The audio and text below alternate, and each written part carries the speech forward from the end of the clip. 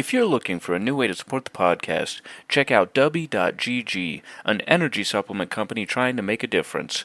There, you can use code SIDEMISSION for 10% off your order. Thank you to Dubby for sponsoring this episode, and we hope you enjoy.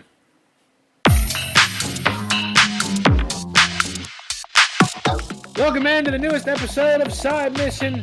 I, like always, am your host, Rusty Ellis, joined by the boys, Kyle Lynch and Matt Beck, and it's a good episode today for multiple reasons. For one, we don't have to talk about Last of Us anymore.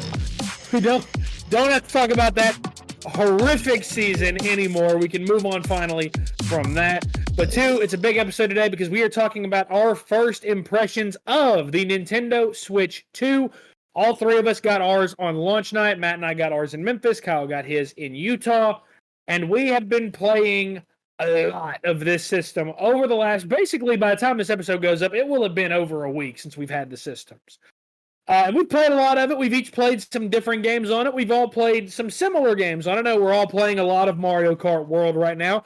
I actually, before we got on and recorded, was actually doing a few some of the knockout trials, or some of the knockout round. I think the knockout tour is a lot of fun. I'm not going to lie. We'll get into that a little bit more in our Mario Kart World review. But we've all been playing a little bit of that. I know I've been playing a lot of Pokemon Violet and Legend of Zelda Breath of the Wild. I'm interested to hear what you two have been playing. I know a little bit about what you've been playing, Matt, but Kyle, I don't think I've heard a lot from you in terms of what you're playing. But I think I'm correct in saying that we all have genuinely very positive feelings and first impressions of the Switch 2.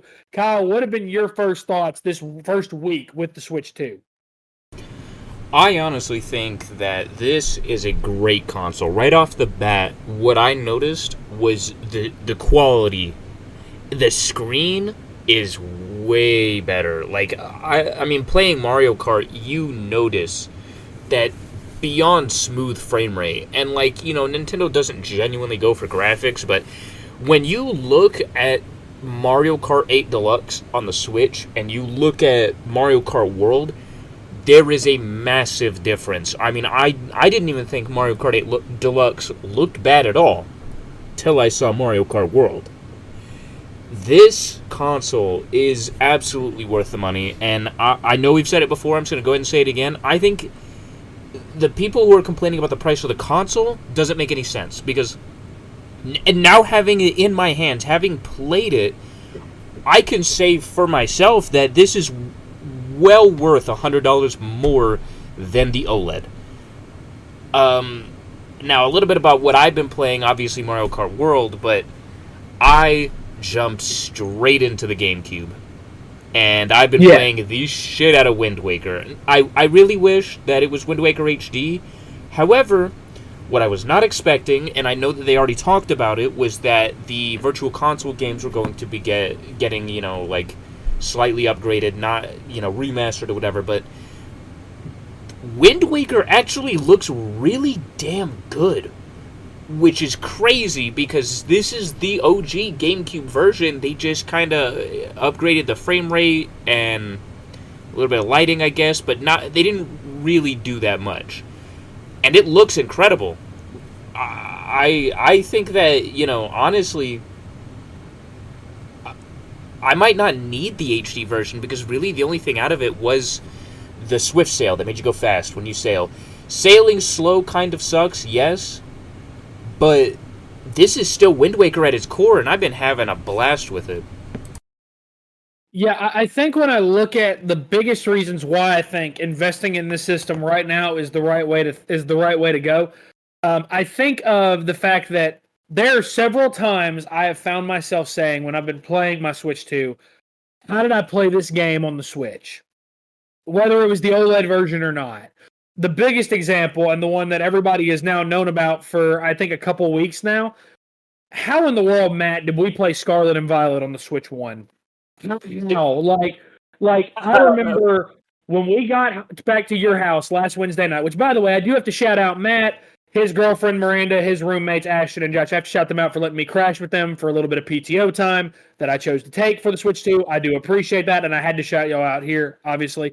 But when we got back to your house on Wednesday night, I started up Scarlet. You saw it was the second game that I booted up, one, because I wanted to make sure my Ring Fit save data transferred over, which it did. It transferred over successfully with really no issues whatsoever.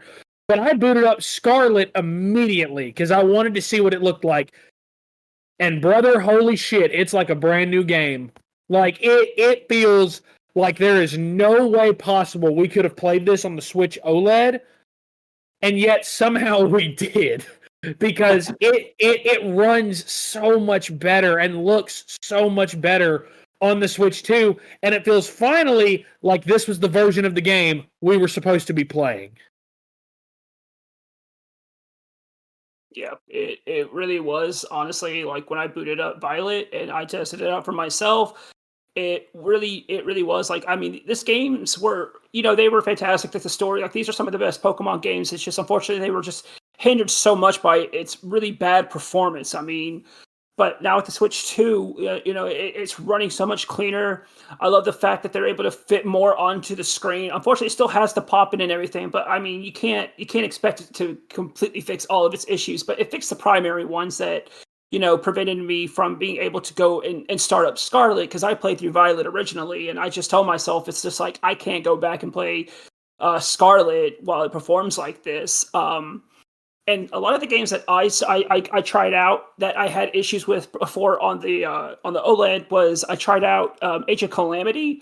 So I've been playing through that, and it runs so much better. There's barely any like frame rate drops anymore, because when you have so many enemies on screen, it's really hard for the hardware to keep up, and it chugs so much, especially when you are performing all of these just like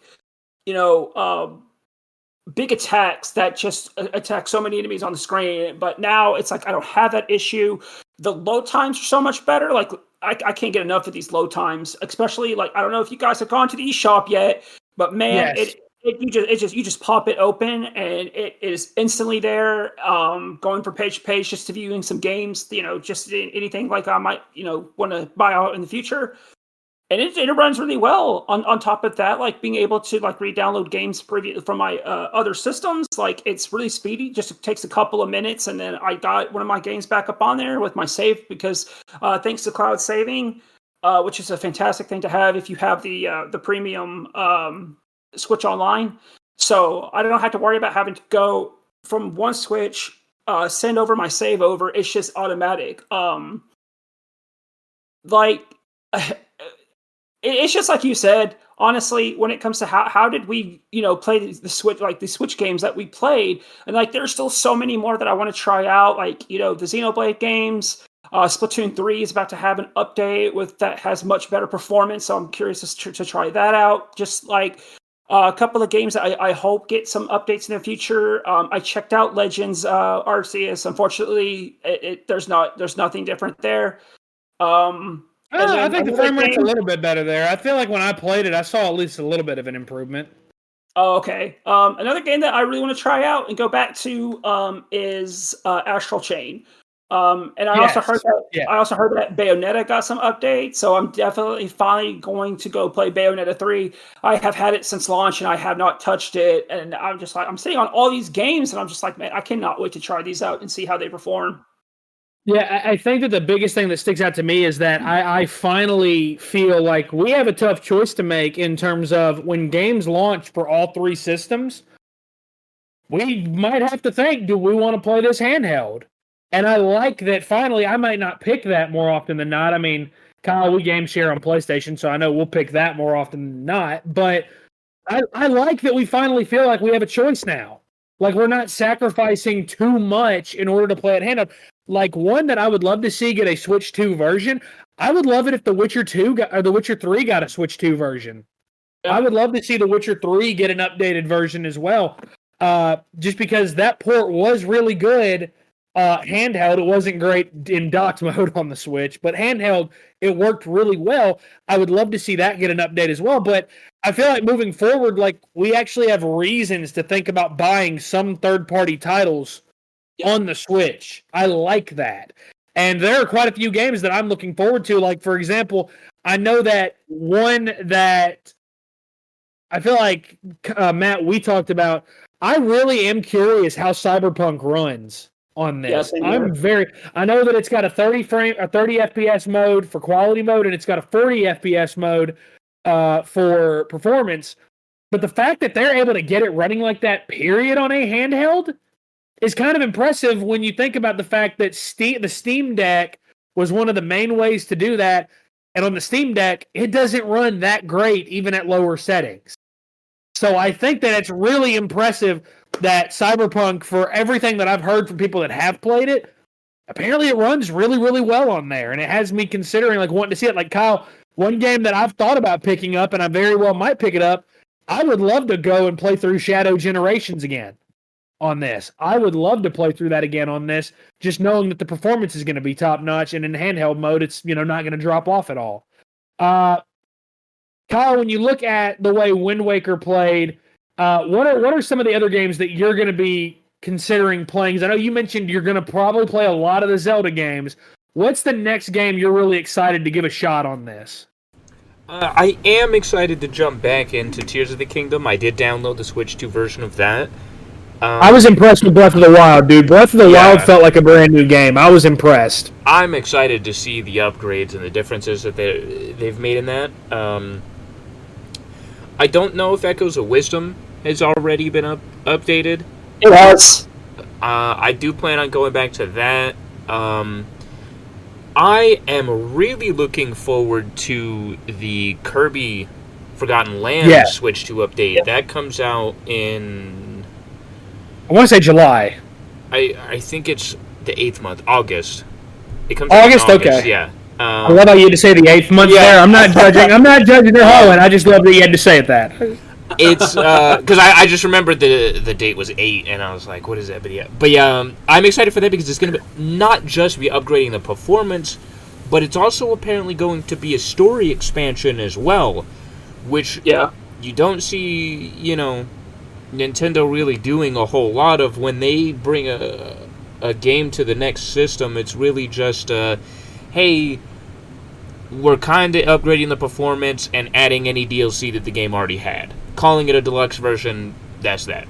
And it's cool that they're adding new content, a whole new story expansion. Gives me a reason to go back and play this game that, I haven't been on in a long time because I beat it. I did a lot of the completion stuff and, I just kind of left it. I hope they do that with more games. I think upgrading them to Switch 2 versions and giving us these performance updates is huge. But adding new content, I really need to get that Mario Party one as well. Yes, that was the one I was going to say next. I feel like Jamboree TV is going to be an excellent addition to Super Mario Party Jamboree. We're getting the cameras. I hate you. I want to see more of that.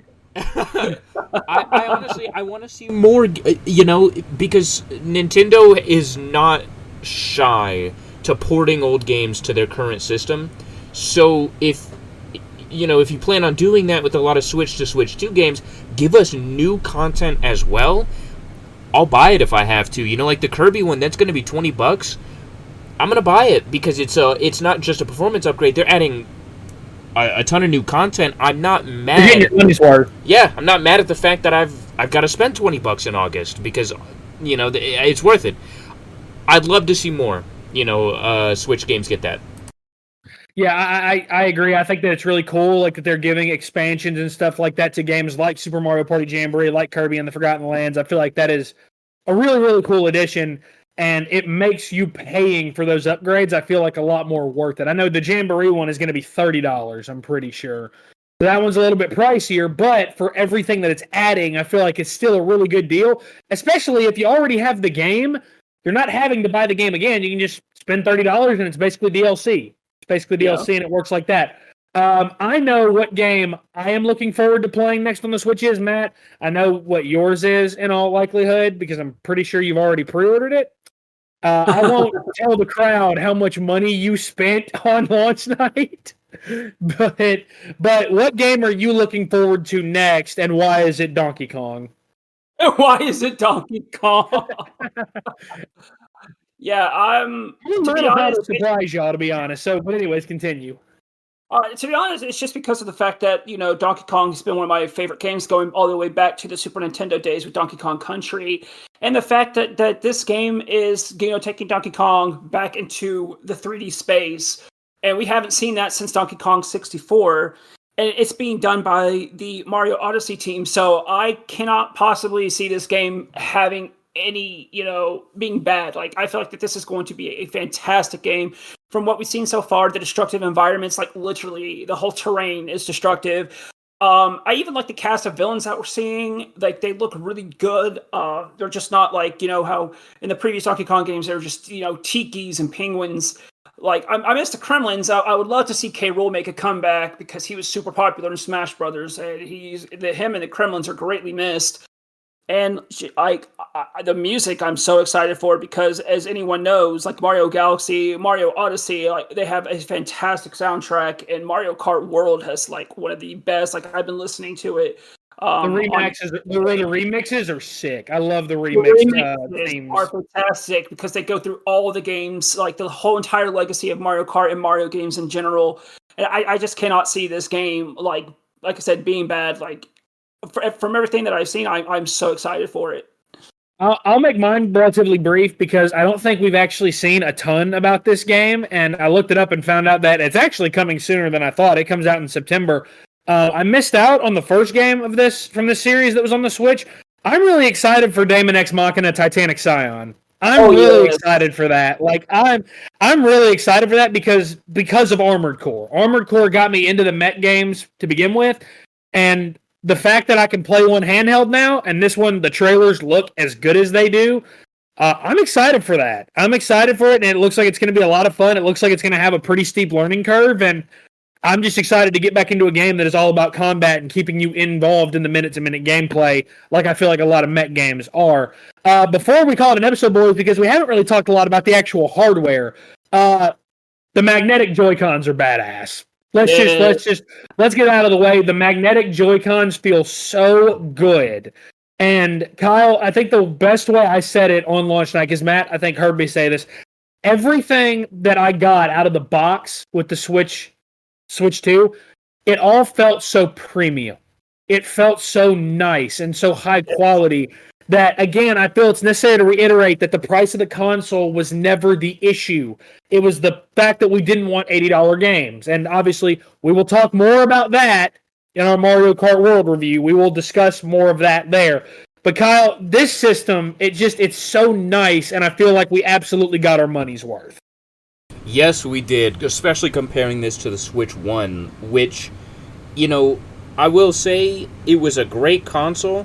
It was definitely made cheap, which is fine, because look at how it sold. I mean, there's a reason why it is, the second best-selling console of all time, and honestly, unless Sony finds another 3 million PS2s, They might be beat this time. They might be beat this time. They're in a couch cushion somewhere. I think that Nintendo, according to hardware, again, we got to reiterate, according to hardware, they sold themselves on the Switch, and everybody bought it. Everybody thought it was great, and I think nobody truly batted an eye at buying a Switch 2, because they knew, we bought the Switch, we loved it, the Switch 2 is obviously going to be, a better version of this already great console, but what I don't think everybody was expecting was, like you said, it to feel premium. This thing feels nice, it looks nice, it runs very well. The magnetic Joy-Cons are something I never knew I needed. I can't ever go and back. Listen, I don't love the raised prices, but I do have to give it a lot of credit because Matt got one, and so thankfully I was able to at least experience it a little bit. But I will admit that I might have been wrong about the new Pro Controller. It's nice. It's really, really nice, and it feels good in your hands when you're using it. They really cooked, I think, with a lot of the accessories as well. And we haven't even gotten into game chat yet, but the mic that's in the Switch is really good as well. It's really good. Like, the speakers and the built-in microphone both work very, very well, especially when you're playing in handheld mode. You can hear everything clearly. There's not a lot of background noise. It's really impressive what they managed to do in such a small system. Now, to give you guys, because obviously I wanted to bring this up at some point because it's relevant, because we mentioned a lot of people thought this system might flop. right? Well, let's go over these sales numbers and let's compare them. This is a tweet from 21 hours ago. This is a tweet from yesterday. The Switch 2 in 4 days sold 3.5 million units. 3.5 million units, which is incredible. That is fantastic. For reference, the PS5 in its first month sold 3.4 million. And in the first 2 months sold 4.5 million. The Switch 2 is likely going to hit 5 or 6 million by the end of its second month. Very likely going to hit 5 or 6 million easily. The PS4 sold 1 million in 24 hours, 1 million in 24 hours, and roughly 2 million in 15 days. So the Switch 2, again, damn near doubled what the PS4 did in its first 15 days in a quarter of the time, or in a third of the time. And then finally, comparing it to the Switch 1, in 1 month, in the first month it was out, the Switch 1 did 2.7 million. The Switch 2's launch is an absolute success. And Matt, I really don't know what else the haters need to see. And I'll let you have the floor a little bit for this. I feel like if you're one of those out there that you're like, man, return your Switch 2, you're just giving in to a greedy company. Man, shut up. We're having fun. Who cares? Like, who gives a damn? Yeah, I'll tell you, like, I went on Twitter after the announcement of the sales, and there are a lot of other fanboys, like the Sony ponies and the Xbox, that are crashing out. I've seen a couple of them that are just basically like, I mean, the Wii U sold really well in its first couple weeks. I'm like, yeah, but it didn't sell this well. On top of that, Doug Bowser, president of Nintendo of America, said that they have enough units to last out to Father's Day. And, like, just because you're seeing some units at stores, those are going to be gone. Like, this thing is selling. People want this. Like, it's not a Wii U situation. It's not a flop. So, I'm sorry. It's just about to sell out the Steam Deck, which has been out for a couple of years. Yeah, and that's impressive considering that's its main competition. Before we go, boys, last thing I want to touch on, we all 100% agree that Xbox picked, like, the worst time ever to reveal a handheld. Like, they picked the worst time to do. And the worst part is, it's already a handheld that literally existed already. It's just got an Xbox button on it now. It's PC handheld. The ROG Ally has been out for 2 years, and they just put an Xbox button on it. I don't know what the price is going to be on that, but I'm 100% not interested. I've got my handheld. I'm good on that. Yeah. So before we call it an episode, is there anything that we missed that you wanted to talk about? No. I mean, honestly, I just want to say, like, one thing. I don't think that we have anything to worry about for, like, any dry seasons for the Switch 2, because this year is stacked. I mean, we still have Pokemon, we still have Metroid Prime. Just yesterday, we had a drop on the Nintendo Today app for a new Splatoon action-adventure single-player game. Like, and Kirby Air Riders all this year. Like, it's stacked. Like, do y'all think Nintendo is motivated to sell this damn system or what? Like, oh yeah, like they are damn motivated right now, and I am excited for what this console generation is going to be like for the Switch 2. I think there's going to be a lot of great games that come out for it. Really tough year now, all of a sudden, for Game of the Year. I don't know that Mario Kart World will make it into the Game of the Year talks for any of us, but like Donkey Kong Bonanza, Metroid, Pokemon Legends ZA, those are just Nintendo's offerings. Like, that's not factoring in Monster Hunter or Split Fiction or Avowed or Elden Ring Night Rain or Doom Dark Ages. Like, that's not Expedition 33. That's not factoring in any of them. Like, boys, we have had a hell of a bounce back year in the gaming industry. And that has me excited for what the rest of the year could look like. So that is going to do it for this episode of Side Mission. Be sure to check us out on Twitter at Side Mission Pod. You can follow us on Facebook as well at Side Mission Podcast. For the boys, for Kyle, for Matt, I'm Rusty. Thanks for listening.